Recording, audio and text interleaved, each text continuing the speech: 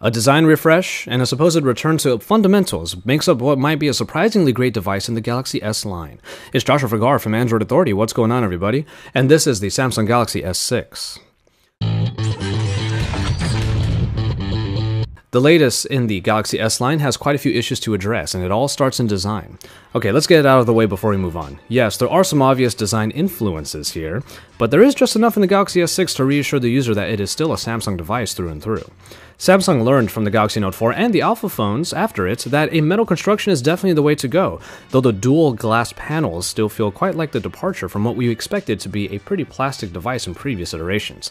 The metal rim has a subtle taper to its edges, influenced by the frame of the Galaxy Note 4, and the various colors of this phone benefit from a translucence that gives the colors a bit more character than just being plainly on the device. Samsung's iconic button layout returns as well, bringing the tactile home button up front, flanked by the recent apps and back capacitive keys. And the fingerprint scanner on the power button is now a press version rather than the swipe editions from before. The charging port and the headphone jack are on the bottom together now, with the speaker grill that has been brought away from the back this time.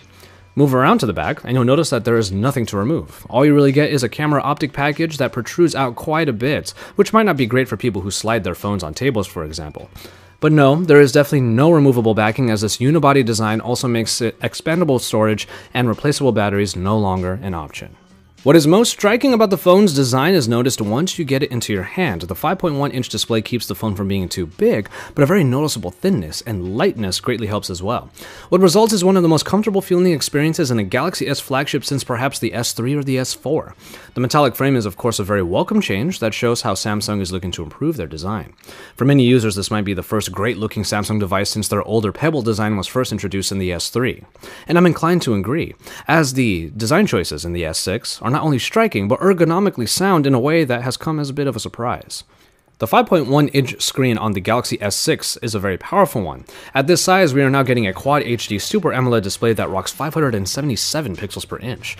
All that pixel density is sure to make media consumption quite great, backed by the highly colorful AMOLED display that we've come to expect from Samsung.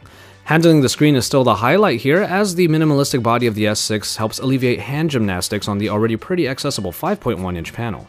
Thus far, we're happy with what we see in the Galaxy S6 display, but the benefits of the Quad HD resolution on a display that is less than even 6 inches is still up for debate, of course.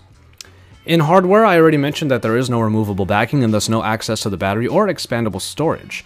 These are choices that are going to be hotly debated in this new flagship, and though the unibody design makes these choices unavoidable, we feel the lack of these two features will be sorely missed.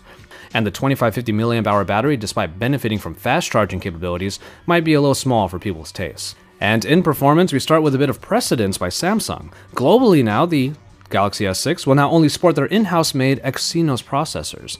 Samsung has proved their prowess before in the processor department, but enhancements to the 64-bit processing package hope to bring the S6 into the next generation, and thus far, we definitely feel the power at work.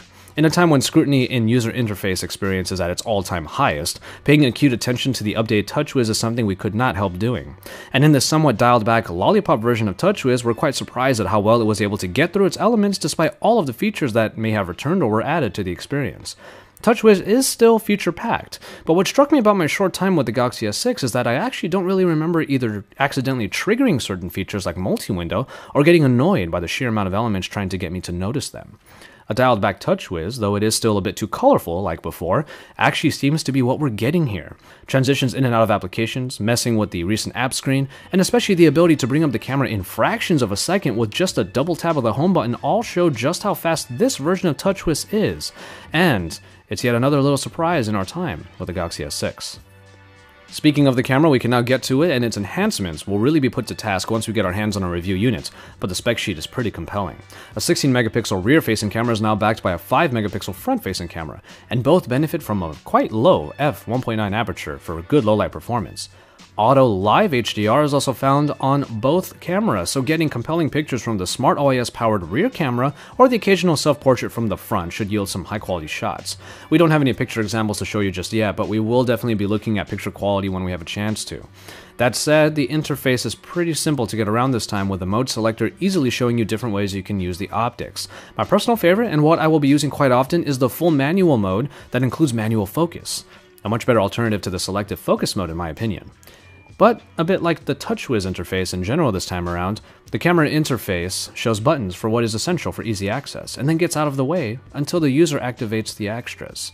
And that's a step in the right direction. And so, there you have it, the first look at the Samsung Galaxy S6. We came to Samsung not knowing quite what to expect and left honestly a bit surprised at what we held and experienced. And you know what? That's a pretty good thing. It seems Samsung is making the main steps in the right direction in design, performance, and in the camera, but it remains a bummer that crucial parts of the hardware experience had to be sacrificed in order to make those enhancements happen. We won't know if the full experience is all it's cracked up to be until we get our hands on a full review unit. And the surprising part is that we can't wait to get to do that in the coming weeks. Keep it tuned to Android Authority for all of the best coverage here as we report to you live from the Mobile World Congress 2015 in Barcelona, Spain.